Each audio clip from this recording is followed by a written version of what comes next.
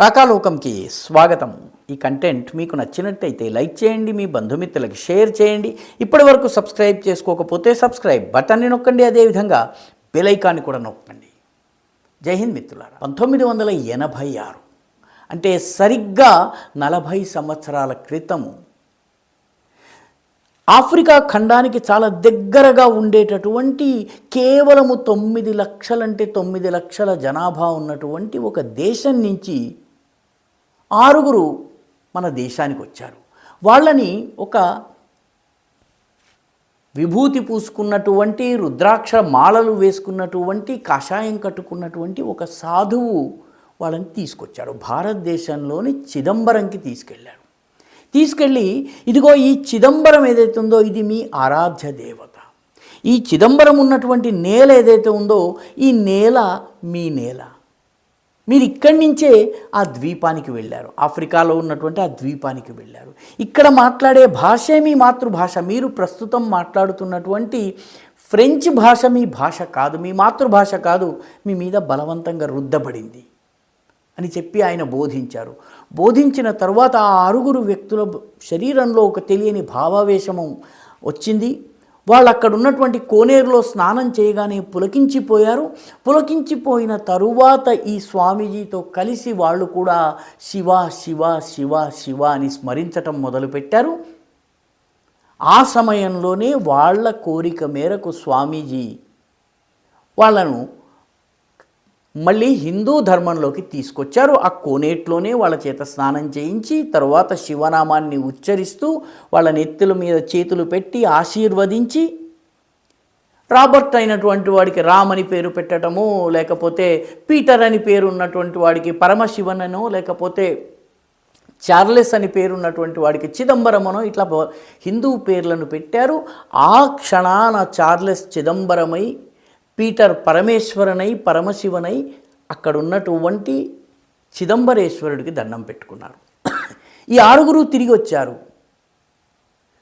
French భాష మాట్లాడేటటువంటి నల్లజాతి క్యాథలిక్ క్రైస్తవులుగా బయలుదేరిన వాళ్ళు తమ ద్వీపం నుంచి మళ్ళీ ద్వీపానికి తిరిగి వచ్చేటప్పటికి హిందువులుగా వెళ్ళారు. దాంతో చాలా పెద్ద గొడవ జరిగింది అక్కడ. ఆ ద్వీపం పేరు రీయూనియన్ ఐలాండ్. ఈ రీయూనియన్ ఐలాండ్ ఎక్కడుందన్నది వెతుక్కోవాలి మనము ప్రపంచ మ్యాప్లో. ఎందుకంటే ఆఫ్రికా దక్షిణ భాగాన మడగాస్కర్కి 679 మైళ్ళ దూరాన, అదేవిధంగా మొరీషియస్కి 175 కిలోమీటర్ల దూరంలో, ఈ రెండింటికి మధ్యలో ఉన్నటువంటి చిన్న ద్వీపము అగ్నిపర్వతాలతో నిండినటువంటి ద్వీపం. దాని పేరు రీయూనియన్ ఐలాండ్. ముందు వేరే వేరే పేర్లు, బోర్బన్ ఐలాండ్ అని కొంతకాలము, బొనపార్టీ ఐలాండ్ అని కొంతకాలము. అయితే మొత్తం అంతా కూడా అనేది ఫ్రెంచ్ వాళ్ళ ఆధిపత్యంలో కొనసాగుతూ వచ్చింది. ఇప్పుడు దాని పేరు రీయూనియన్ ఐలాండ్. రీయూనియన్ ఐలాండ్కి ఈ 6 వెళ్ళిన తరువాత వాళ్ళ మీద అక్కడ ఉన్నటువంటి క్యాథలిక్ చర్చ్ ప్రభుత్వము కేసులు పెట్టి నానా రకాలుగా హింసించింది. చివరికి కేసును పరిష్కరించుకునేందుకు వాళ్ళు అక్కడి నుంచి ప్యారిస్కి వెళ్ళి ప్యారిస్లో ఉన్నటువంటి కోర్టులో కేసు ఫైట్ చేసి తాము హిందువులుగా మారే హక్కు కలిగి ఉన్నామని చెప్పి ప్రూవ్ చేసుకుని తిరిగి వచ్చారు. తిరిగి వచ్చిన తర్వాత రీయూనియన్ ఐలాండ్లో ఉన్నటువంటి తమిళులు, అక్కడ ఉన్నటువంటి ప్రజలందరినీ కూడా తమోల్ అంటారు.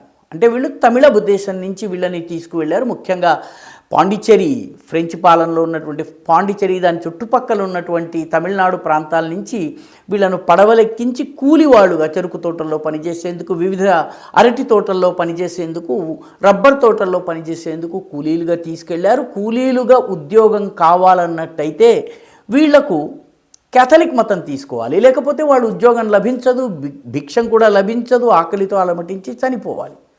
దానితోటి చాలామంది అక్కడ ఉన్నటువంటి వెళ్ళినటువంటి తమోల్ అంటే తమిళ్ళందరూ కూడాను క్రైస్తవులుగా మారారు.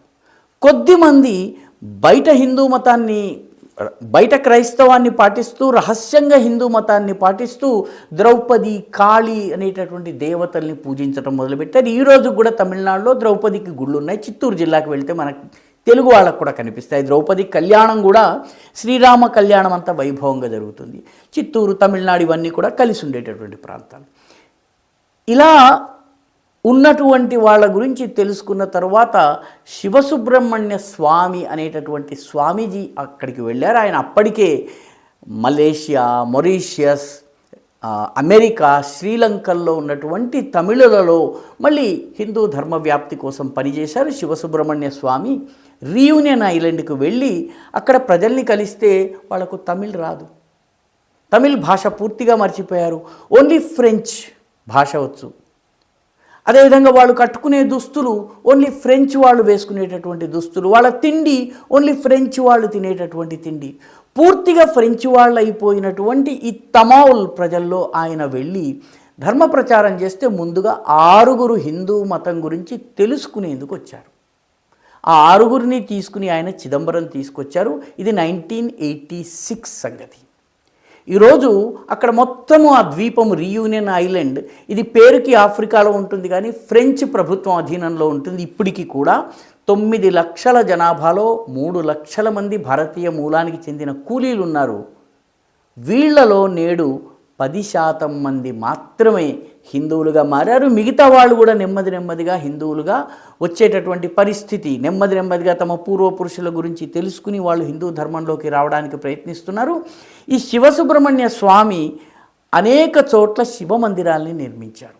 తమిళనాడులో ఏ రూపంలోనైతే మందిరాలు నిర్మిస్తారో అదే రూపంలో అక్కడ భూమి కొని మందిరాలు నిర్మించి తమిళనాడు నుంచి పూజారులను తీసుకెళ్ళి తమిళ పద్ధతిలో తమిళ మంత్రాలు చదువుతూ, సంస్కృత మంత్రాలు చదువుతూ పూజలు పునస్కారాలు చేసి ఆ రీయూనియన్ ఐలాండ్లో ఉన్నటువంటి 3 లక్షల మంది ఎవరైతే ఉన్నారో వాళ్ళందరినీ నెమ్మదిగా అందరినీ మళ్ళీ హిందూ ధర్మం వైపు తీసుకొస్తున్నారు. ప్రస్తుతము 10% మంది భారతీయ మూలానికి చెందినటువంటి, తమిళ మూలానికి చెందినటువంటి వాళ్ళు హిందువులుగా మారారు. అక్కడ చాలా శరవేగంగా ఈ రీయూనియన్ ఐలాండ్లో వ్యాపిస్తున్నది హిందూ ధర్మము. తమౌల్ ప్రజలు ఇప్పటికీ ద్రౌపదిని, కాళిని రహస్యంగా పూజించేవాళ్ళు కూడా బహిరంగంగా పూజిస్తున్నారు. పెద్ద ఉద్యమం జరుగుతోంది. అక్కడ ఇన్నాళ్ళు మిషనరీలు వాళ్ళకి కర్పూరము వెలిగించటము పాపము, కొవ్వొత్తి వెలిగించటం పుణ్యమని చెప్పారు. ఇప్పుడు ప్రజలు కొవ్వొత్తి కాదు వెలిగించాల్సింది కర్పూరము, కర్పూరంలో పవిత్రత ఉందని గుర్తించి చాలా వేగంగా హిందూ ధర్మంలోకి తిరిగి వస్తున్నారు. ఈ శివసుబ్రహ్మణ్య స్వామి గురించి మన దేశంలో చాలామందికి తెలియదు కానీ Sri Lanka, Reunion Island, America, Mauritius, Malaysia ఇటువంటి అనేక దేశాల్లో తమిళ మూలానికి చెందిన ప్రజలు ఉన్నటువంటి చాలా చోట్ల ఆయన చాలా పెద్ద ఎత్తున ప్రయత్నం చేసి హిందూ ధర్మ పునరుద్ధరణ చేశారు. ఈరోజు రీయూనియన్ ఐలాండ్లో ఉన్నటువంటి భారతీయ మూలానికి చెందినటువంటి ప్రజలు తమ పూర్వపురుషుల ధర్మంతో రీయూనియన్ చేసుకుంటున్నారు. మళ్ళీ దాదాపు 200 సంవత్సరాలుగా ఇతర మతాల్లోకి వెళ్ళిపోయినటువంటి వాళ్ళు తమ సంస్కృతి, తమ భాష, తమ జీవన పద్ధతి గురించి తెలుసుకుని, దాని గొప్పతనం గురించి తెలుసుకుని మళ్ళీ తిరిగి వస్తున్నారు. చాలా పెద్ద ఎత్తున శరవేగంగా అక్కడ హిందుత్వం వ్యాపిస్తోంది.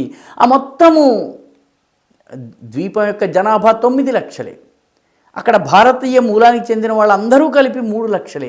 అయినప్పటికీ అక్కడ ఒక హిందూ చైతన్యం వెల్లివిరుస్తోంది. అదొక తుఫాను వేగంతో ఇప్పుడు హిందుత్వం అక్కడ విస్తరిస్తోంది.